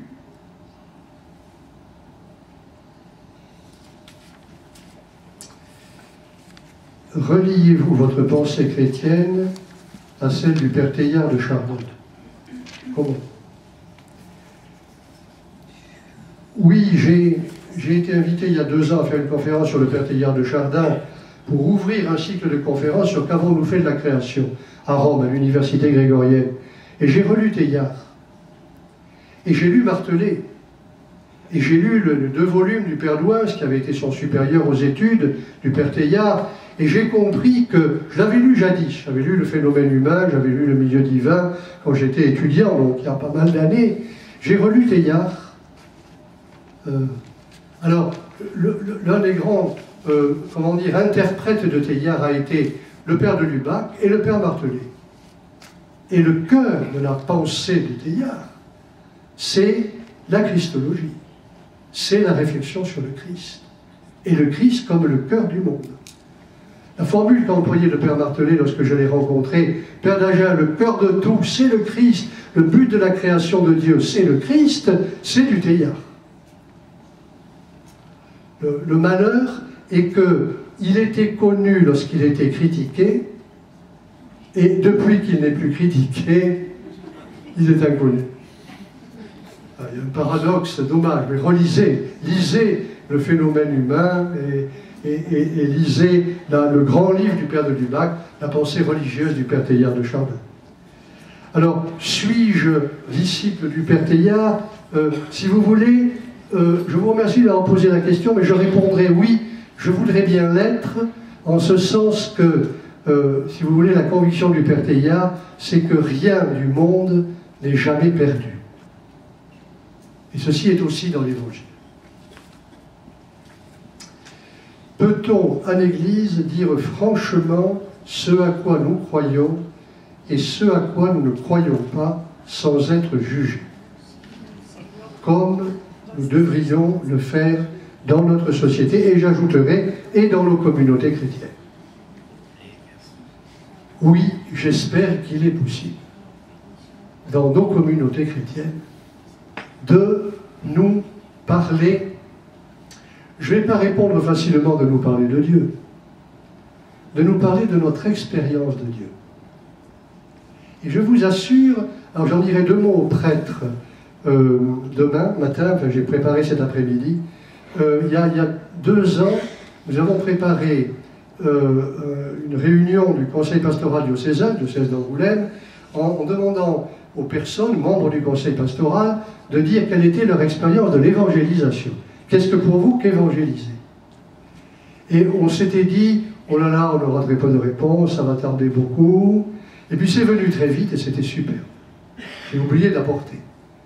Et alors, il y a eu des personnes dont j'en connaissais beaucoup, mais jamais je n'avais entendu ces personnes écrire dans leur témoignage sur Dieu, sur leur foi en Dieu et sur l'évangélisation, comme elles le faisaient là. J'ai parfois l'impression que notre Église est faite de beaucoup de ressources enfouies. Et qu'il faut un grand travail de déblaiement permanent pour faire venir au jour les ressources enfouies. Et les ressources enfouies pour dire ce que vous croyez, ce que vous ne croyez pas. Je vais prendre un exemple par rapport à ce que vous ne croyez peut-être pas, mais que nous disons tous les dimanches, et en la résurrection de la chair. Et croyez-moi, essayez de vous interroger, là je vous passerai éventuellement quelques petits moyens qui viennent d'Henri Marou sur Saint-Augustin et la résurrection de la chair. Mais partez de Saint-Paul. Et si l'on pouvait précisément se dire, d'ailleurs du côté de la résurrection de la chair et de l'expérience de la communion des saints, nous avons tous des expériences. Que la parole soit ouverte dans l'Église, pas seulement pour fixer la messe du dimanche ou du samedi et le lieu où elle sera célébrée. Vous voyez, avec des disputes éventuellement afférentes, ici comme ailleurs. Franchement, sans être jugé. Sans être jugé. Je vous assure alors je vais préciser les choses, il ne suffit pas de parler de Dieu.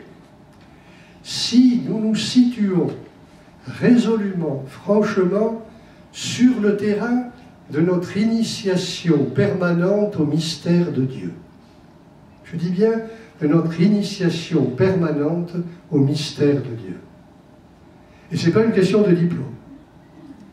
Je sais très bien, et je l'ai vu au conseil pastoral diocésain, que les personnes qui n'avaient fait aucune étude supérieure et encore moins d'études théologiques, comme certains de nos parents d'ailleurs, enfin, c'est le cas pour moi-même, ne parlaient pas beaucoup de Dieu, mais savaient laisser transparaître ce qu'elles croyaient. Quand il sera trop tard, mais il est 10 heures, comment distinguer la miséricorde pratiquée par des justes de la miséricorde chrétienne? Est-ce un bénéfice uniquement pour soi, puisque les résultats concrets sont les mêmes? C'est une question très, très fine. Quand vous dites pratiqué par des justes, ça veut dire pas seulement des justes reconnus par l'organisation juive, comme on l'a fait pour notre ancien évêque, Monseigneur Raymond, le neveu de René Raymond. Je pense que vous voulez dire par des hommes et des femmes qui, croyants ou non croyants, pratiquent la justice et la droiture. Alors, la miséricorde, c'est au-delà de la justice et de la droiture. La miséricorde va au-delà des réalités si réelles du mal. La miséricorde ne passe pas par-dessus le mal. Elle l'affronte de plein cœur, si je peux dire, miséricordia, le cœur. Elle l'affronte de plein cœur et elle ouvre tout. Je ne saurais pas mieux vous dire ou parler de la miséricorde, je vais le faire bientôt pour une retraite de prêtre, en vous recommandant de lire Bernanos. Et en particulier, si vous voulez une référence précise, dans le journal d'un curé de campagne, le grand dialogue entre le curé d'Ambricourt, le jeune curé d'Ambricourt qui va mourir à la fin, chez son ami drogué, et la comtesse, qui a vécu dans la haine de Dieu, parce qu'elle n'avait jamais pardonné à Dieu la mort de son petit enfant, son petit garçon.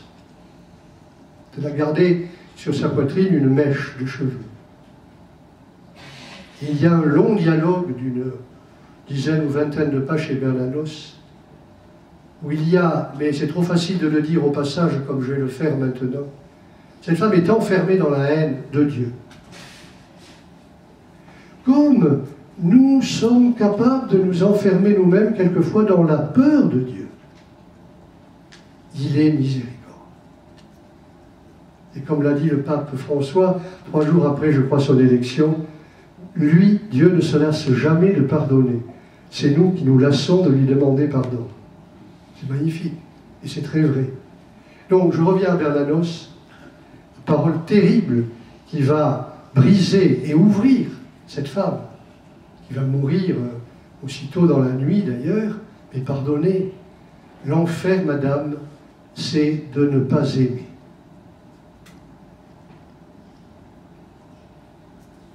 Et j'ai lu ces jours-ci, je ne sais plus où je l'ai lu, dans un texte que je lisais hier dans le train, un texte du père de Lubac, en paradoxe, j'ai retenu « Vouloir avoir raison sans prière, vouloir avoir raison sans charité, vouloir avoir raison sans vérité, c'est ne jamais avoir raison.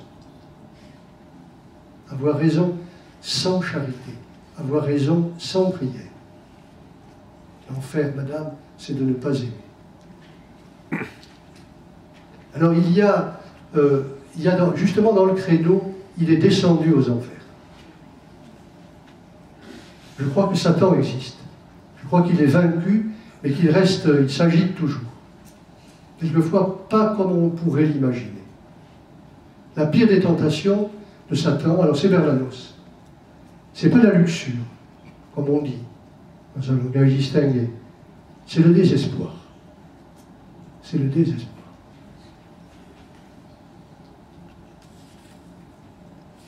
J'ai lu, je lisais encore, enfin je lis pas mal, oui. C'est vrai, j'ai lu la dernière biographie de Mauriac, biographie intime de Jean-Luc Barré. Terrible. Et le frère de Mauriac, qui était prêtre à Bordeaux jadis, aumônier du lycée Montaigne, s'était suicidé. Et dans ce livre, il y a la dernière lettre de son frère, l'abbé, qui s'est suicidé, à François Mauriac. Et il parle de l'enfer. Il vivait de son vivant. La miséricorde.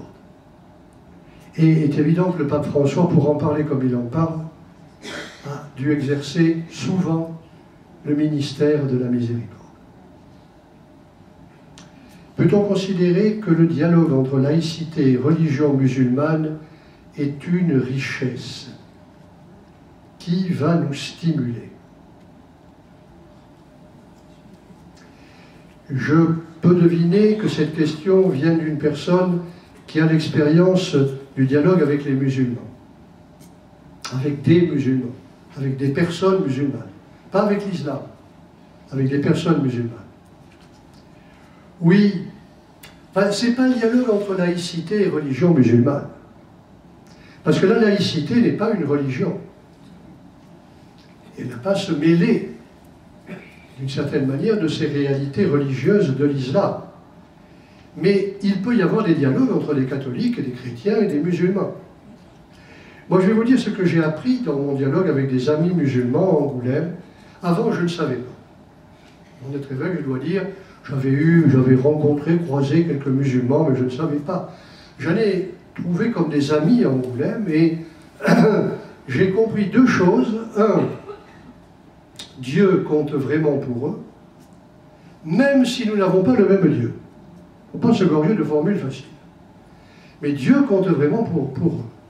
Et deuxièmement, l'importance de la prière, et de la prière régulière, et de l'abandon à Dieu. Je sais cela. Je sais aussi, et c'est un professeur de l'enseignement public qui me l'a raconté l'autre jour, membre du conseil pastoral d'ailleurs, professeur de mathématiques, mais au lendemain des attentats de Paris, au mois de novembre, lundi matin, il a demandé à ses élèves, en classe de 3e, je crois, il leur demande quels sont ceux d'entre vous qui sont de tradition musulmane. Plusieurs ont levé la main, sans hésiter. Quels sont ceux qui sont de tradition chrétienne? Les mains se sont levées, plus doucement. Alors, je ne dis pas cela, enfin, je pense que vous m'avez compris, pour faire de la polémique petite et comment dire, et méprisable. Non, je dis cela parce que nous avons besoin de toutes les générations, et ça passe par les grands-parents aussi, beaucoup par les grands-parents. Nous avons besoin de pouvoir dire ce que nous croyons, et de pouvoir dire à d'autres ce que nous croyons. Je l'ai écrit dans mon dernier rapport de 2009 sur visibilité, indifférence religieuse et évangélisation. Pouvoir dire à d'autres ce que nous croyons en espérant que les autres peuvent l'entendre. Pas forcément l'accepter, mais le comprendre. Madeleine Delbrel, je ne l'avais pas citée jusque-là. Ça m'étonne, moi-même. Mais je vois très bien dans Nous autres gens des rues, à la fin d'un enterrement civil, un de ses amis communistes, elle avait des amis communistes, c'est ça qui a bloqué un peu la cause d'ailleurs, maintenant c'est débloqué, enfin, elle n'a jamais adhéré, serait-ce que, comment dire, le pouce, enfin une feuille de cigarette avec le communisme, mais un de ses amis, après les obsèques, lui disait, chez toi, il lui dit, cet ami communiste, on parle de la résurrection. Je crois qu'il lui dit de la résurrection du Christ. Et toi, tu y crois? Eh bien, il dit, c'est pas la même chose de dire je crois à la résurrection du Christ de dimanche dans le credo, et de répondre les yeux dans les yeux à un communiste athée qui vous pose la question, oui, j'y crois. Oui, j'y crois. Donc, je pense que je n'ose pas mettre à toutes les sauces le mot dialogue. Je préfère, à certains moments, dire confrontation ouverte. Parce qu'il peut y avoir des confrontations fermées, mais aussi des confrontations ouvertes. Pensez-vous que la sécularisation dans ce phénomène de détraditionnalisation peut être une chance pour l'expression de notre foi dans ce qu'elle a de plus essentiel, c'est-à-dire assumer la liberté donnée par l'évangile du Christ, de Jésus-Christ? Je vous remercie beaucoup de cette question. Je la transpose en affirmation, sans hésiter. Et je vais citer de nouveau Madeleine Delbrel. La sécularisation comme une chance pour l'expression de notre foi chrétienne en Dieu. Oui. La dernière intervention de Madeleine Delbrel, en octobre 64, et j'aurais pu, c'était fait pour des normaliens et des normaliennes, et j'aurais pu y être présent, puis je ne sais plus pourquoi je n'y étais pas, mais je l'ai souvent relu, s'intitule « Milieu athée, circonstances favorables à notre conversion ». Eh bien, milieu sécularisé et sécularisant, circonstances favorables à notre conversion. Je dois dire que j'ai été formé dans une large mesure par l'école laïque, enfin j'ai fait 3 années à l'école catholique dans le primaire, et puis ensuite l'école laïque, comme bien d'autres, et je dois dire que le fait d'être avec des camarades incroyants ou juifs, ou franchement athées, quelquefois moqueurs, ça m'a toujours, comme d'autres, encouragé à être vraiment chrétien. Notre attitude par rapport aux terroristes, comment transmettre sa foi des petits-enfants élevés par des parents athées. Alors, par rapport à vos petits-enfants, dont vos enfants sont les parents, et vos enfants ne sont pas mariés religieusement, les enfants ne sont pas baptisés, je sais cela dans ma famille. Ne vous inquiétez pas. Je veux dire, souffrez, c'est facile à dire, ne vous inquiétez pas. Souffrez, espérez. Espérez et nommez-les, vos petits-enfants et vos enfants, dans votre prière. Nommez-les vraiment. Pas maman, Seigneur, maman. Non, non. Soit avec voilà, Rémi et Brigitte, je sais de qui je parle, ma famille, voilà, et puis Corentin, Bastien, et voilà. Comment dire, je ne dirais pas, et faites qu'un jour ils reçoivent le baptême, ou que les parents se marient religieusement, comme on dit, mais qu'il y ait sur leur route des signes, et que nous-mêmes, les grands-parents, nous puissions apparaître dans 5, 10 ou 20 ans comme des signes. Vous savez bien, nous comprenons plus tard, nous-mêmes, ce que nous avons reçu. Alors notre attitude par rapport aux terroristes,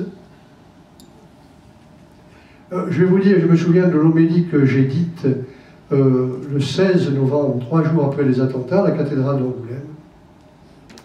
J'ai dit, je l'avais déjà dit d'ailleurs avant d'autres occasions, voilà je ne juge pas, mais je dis, leur idole, c'est la mort. Leur logique, c'est le nihilisme. Mais, il n'y a qu'André 23, pour l'instant, me semble-t-il, a osé aller jusque-là, c'est très difficile. Sur quel terreau a pu germer ce nihilisme de mort? Et je dois répondre, l'ami Jean-Luc Marion a écrit beaucoup sur le nihilisme dans la ligne de Nietzsche, contre Nietzsche si vous voulez, c'est le nihilisme ambiant de notre société où tout se dévalue, où les valeurs se dévaluent. Il y a eu un débat à l'Académie française, nous sommes à être V sur valeur avec Marion, l'autre jour, c'était, enfin la valeur c'est ce qui se dévalue. On dit le Christ n'est pas une valeur. Le Christ est quelqu'un. Je veux dire que nous respirons l'air d'une société nihiliste. Ça ne veut pas dire coupable. Ça veut dire où, comment dire, le rien a de la valeur. Et le rien, vous l'avez cité tout à l'heure, c'est, comment dire, j'avais lu avant qu'il ne soit assassiné, d'ailleurs, j'avais lu Bernard Maris. J'ai lu Houellebecq aussi, j'aime pas, j'aime vraiment pas. Mais bon, on le lit parce que ça fait partie du paysage, hein, et que, bon, mais, comment dire, comment peut-on faire l'éloge de ces processus suicidaires, de destruction et de rien? Comment cela est-il possible? Alors, au lieu de nous perdre en lamentation, nous dépenser en action. C'est-à-dire pour faire valoir ce qui vaut. Et ce qui vaut, c'est la justice, la droiture, la bonté, dont tout être humain est capable, même si l'on n'ose pas toujours le dire. Pourquoi Dieu accepte-t-il le mal? Jusqu'à quand le mal dans le monde? Parlez-lui de cela, à lui.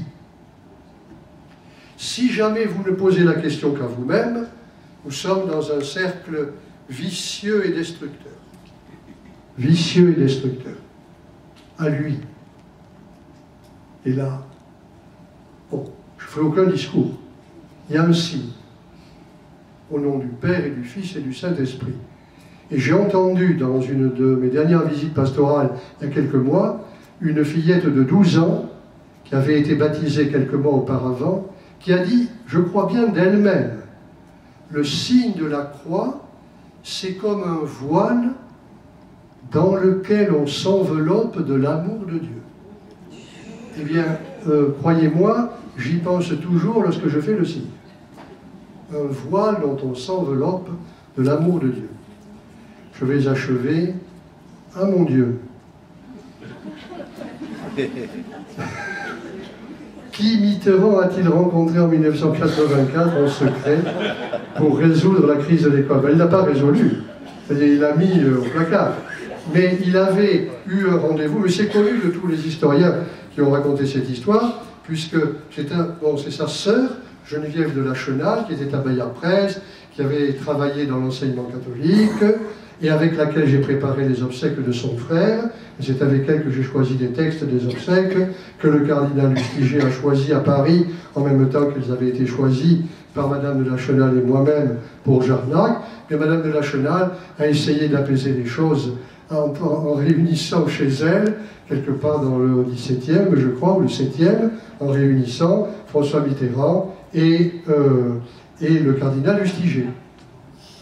Et comment dire, et demander au cardinal Lustiger, qui a dû le dire à des personnes qui l'ont redit, c'est que François Mitterrand avait déjà prévu ce qui se passerait en juillet 84.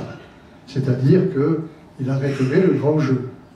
Mais, bon, ça fait partie de l'histoire seconde. Est-ce que les catholiques ne sont pas trop laïcs ou même trop républicains avant que d'être catholiques?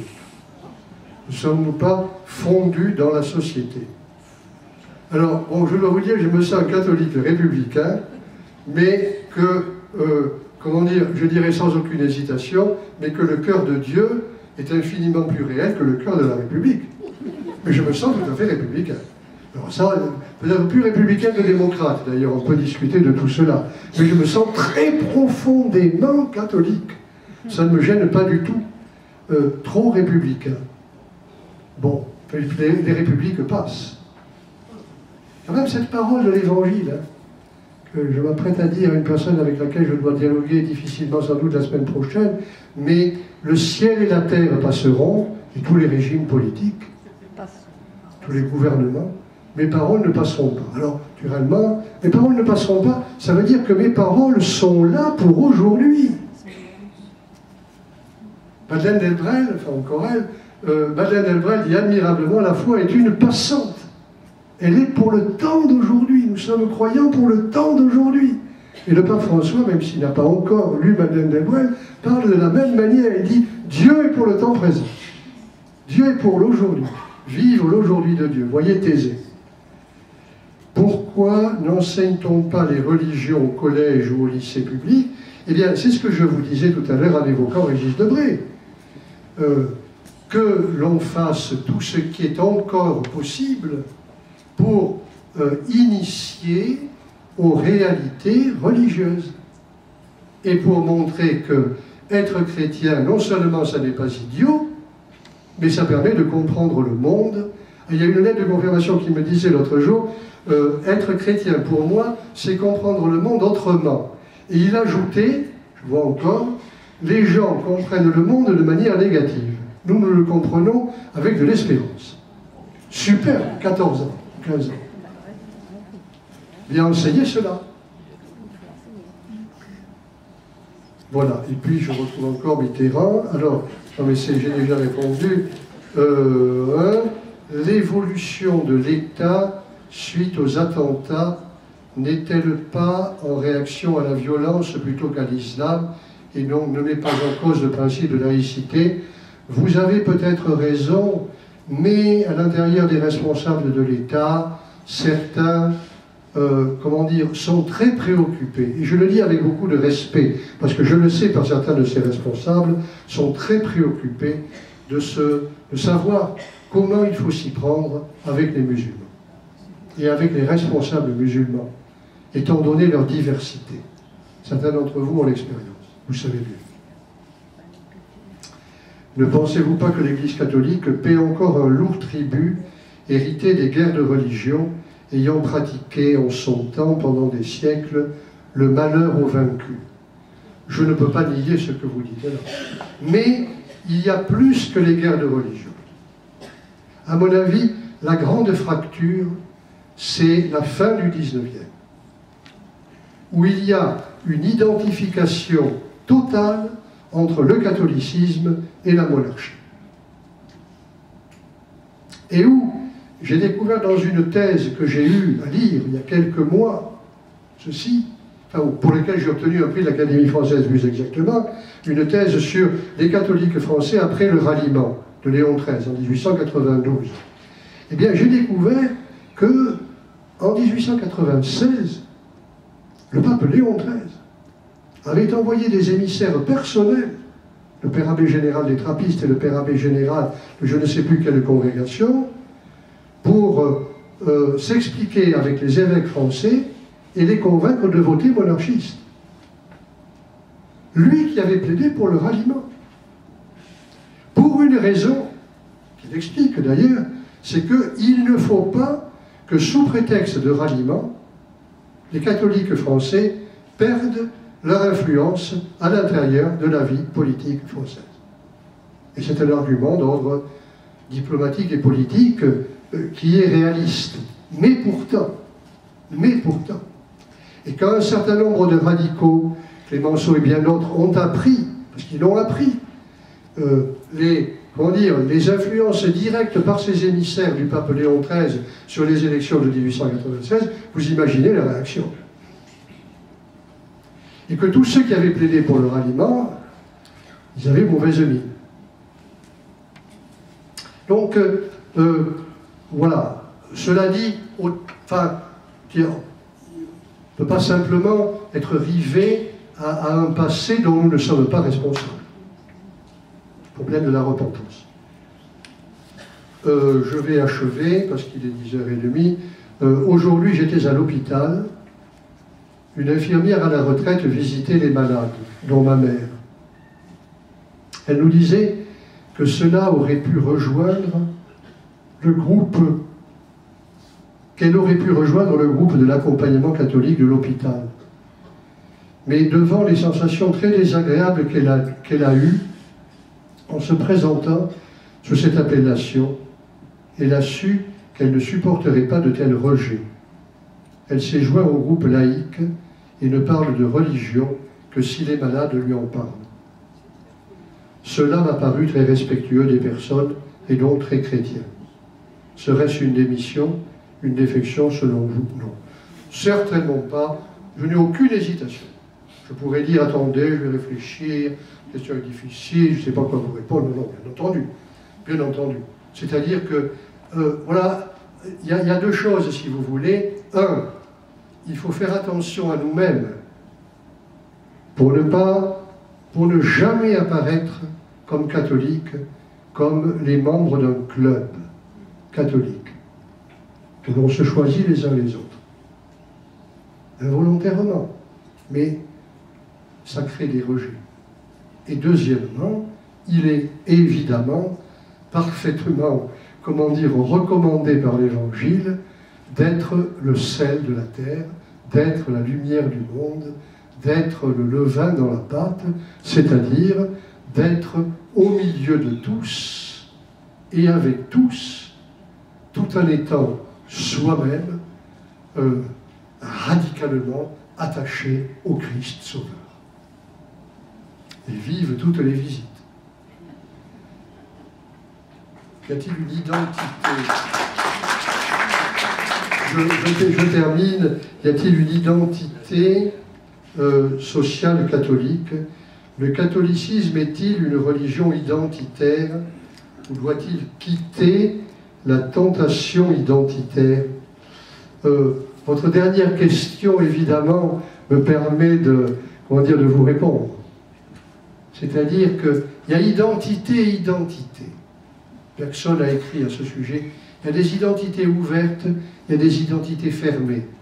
Mais dans le monde où nous sommes, et la société où nous sommes, qui s'est durcie beaucoup, je serai très réservé à l'égard de ceux ou celles qui nous recommanderaient les affirmations identitaires. Dernière question, de très nombreux chrétiens ne font pas référence à la réalité du Christ mort et ressuscité et ont une certaine idée de Dieu. N'est-ce pas une difficulté majeure au niveau de ce message de la foi qui manifeste l'absence de différence et de singularité de la foi chrétienne? Oui, mais vous avez très bien compris, je le répète, être avec tous et au milieu de tous, avec notre différence. Merci encore.